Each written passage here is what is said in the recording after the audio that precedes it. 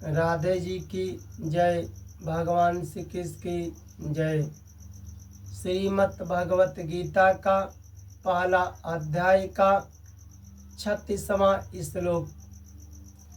अर्जुन ने स्वजनों को न मारने में दो हेतु बताते हैं। परिणाम की दृष्टि से स्वजनों को न मारना अर्जुन सिद्ध करते हैं। क्या करते हैं? निहत्य धार्तराष्ट्रान न का प्रीति स्यात् जनार्दन पापम एव आश्रयेत अस्मान हत्वा एतान आततायिन। अर्जुन कृष्ण भगवान से कहते हैं, हे जनार्दन, इन धृतराष्ट्र संबंधियों को मारकर हम लोगों को क्या प्रसन्नता होगी? इन आतताइयों को मारने से तो हमें पाप ही लगेगा। अर्जुन कृष्ण भगवान से कहते हैं,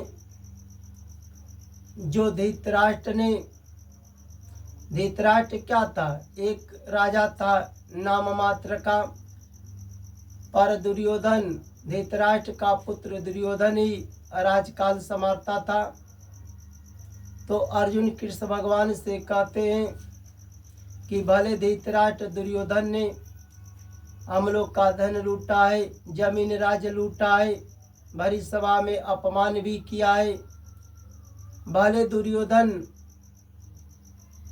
एक तो जमीन राज्य नहीं दिया और हम लोग को मारने के लिए युद्ध के मैदान में खड़ा है।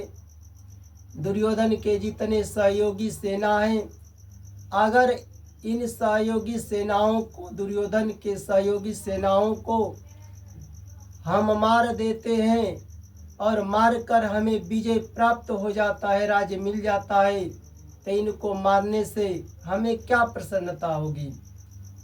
अर्जुन कृष्ण भगवान से कहते, अगर लोभ में, क्रोध में आकर इन दुर्योधन सहित सहयोगी सेनाओं को मार देते हैं तो हमें जीवन भर रोना ही पड़ेगा, हमें जीवन भर पछताना ही पड़ेगा। चित्त में उनकी बार बार उन कौरवों का चित्त में बार बार याद आएगा, तो हमें पछताना ही पड़ेगा। इस लोक में अगर दुर्योधन सहित सहयोगी सेनाओं को मार देते हैं तो इस लोक में जब तक जीते रहेंगे याद आएगा, तो हमारे चित्त में प्रसन्नता नहीं होगी। इन दुर्योधन सहित सहयोगी सेनाओं को अगर हम मार देते हैं, राज्य भी मिल जाता है, विजय भी मिल जाता है, तो हमें पाप ही लगेगा। और जो इस लोक में पाप करता है तो परलोक में भी दुख मिलता है। सत्य बात है। जो धन, जो लोभ लालच में आकर अपने कुटुंबियों को, चाहे माता पिता, भाई बहन हो, परिवार में, चाहे खानदान में, लोभ लालच के लिए अगर किसी को जान से मारते हैं तो इस लोक में तो दुख मिलता है, पर परलोक में भी दुख मिलता है। पर वही जब कुटुंबी धन लूटने वाला, जमीन राज्य छीनने वाला, भरी सभा में अपमान भी करता हो, ज्ञान देने पर अपने अधर्म पाप को नहीं छोड़ा और युद्ध करने के लिए अधर्म पाप पर खड़ा है, तो धर्म की रक्षा के लिए, धर्म को बचाने के लिए उसके साथ युद्ध करना ही पड़ता है। तो अर्जुन कहते हैं, इन आतताइयों को मारने से हमें क्या मिलेगा? पर आतताई किसको कहते हैं? आतताई 6 प्रकार के होते हैं।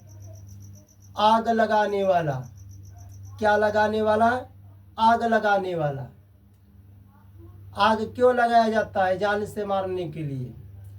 विष देने वाला, जहर देने वाला, किसी को जहर देकर मार दो, तो जहर देने वाला,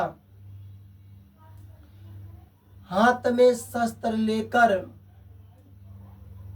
युद्ध करने के लिए रण के मैदान में खड़ा हुआ, धन हरण करने वाला, जमीन राज्य लूटने वाला और स्त्री का हरण करने वाला, ये 6 आतताई होते हैं, ये 6 अधर्मी पापी होते हैं। दुर्योधन ने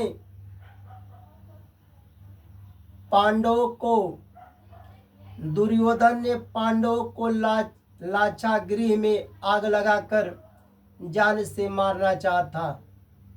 बताओ, किसी को आग लगाकर जान से मारो, क्या यह धर्म पाप है कि नहीं है?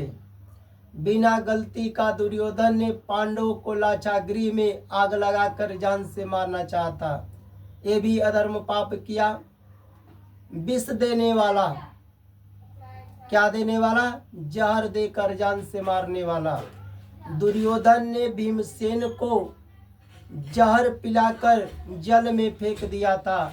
बताओ, किसी को जान से मारने के लिए जहर पिलाकर जल में फेंक दो, यह धर्म पाप है कि नहीं है? तो दुर्योधन ने भीमसेन को जहर पिलाकर जल में फेंक दिया था, ये भी पाप किया था। हाथ में शस्त्र लेकर जान सहित मारने के लिए रण के मैदान में खड़ा हुआ दुर्योधन, क्योंकि धृतराष्ट्र राजा था। दुर्योधन सारा राजकाल संभालता था। जो पांडवों का धन चाहिए, जमीन राज्य चाहिए, दुर्योधन एक तो दिया नहीं, और दुर्योधन पांडवों को कह दिया कि बिना युद्ध के सुई के नोक के बराबर भूमि नहीं देंगे।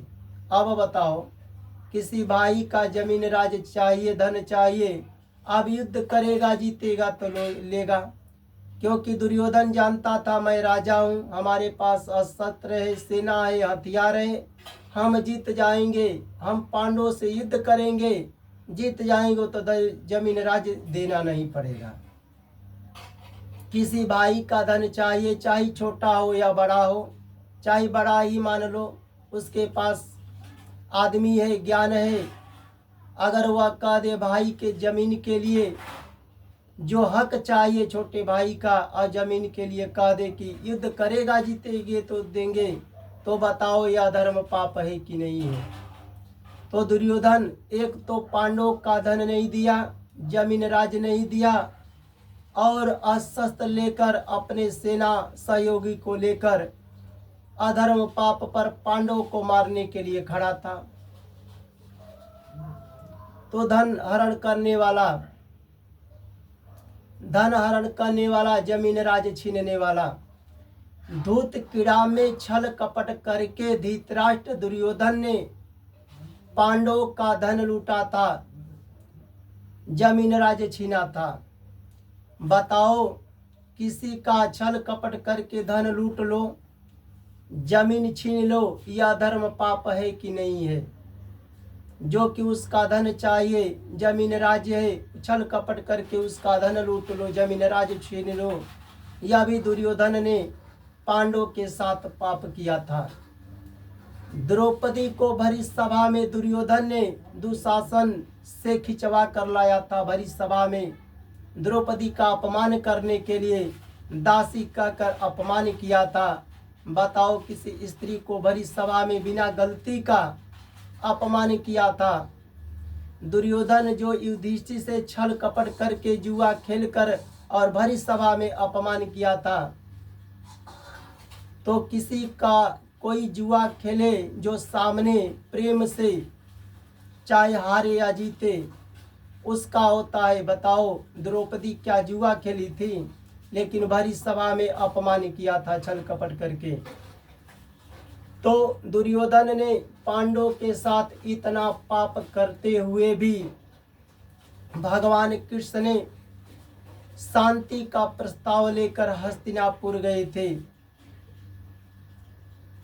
दुर्योधन को मनाने के लिए इतना अधर्म पाप किया था पांडवों के साथ, भगवान कृष्ण यही कहे दुर्योधन से कि देखो, जितना धन राज्य चाहिए पांडवों को उतना मत दो, तो कम से कम 5 गांव दे दो।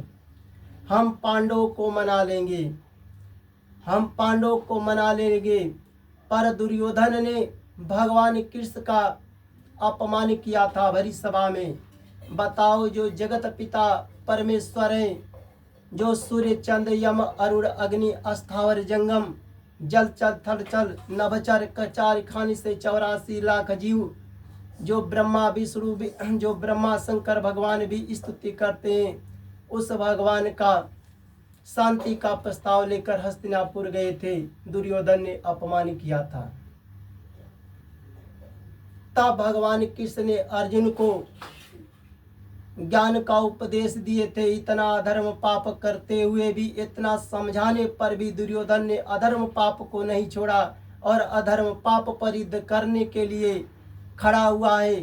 धर्म का विनाश करने के लिए, धर्म का नष्ट करने के लिए, इसके लिए भगवान धर्म की रक्षा करने के लिए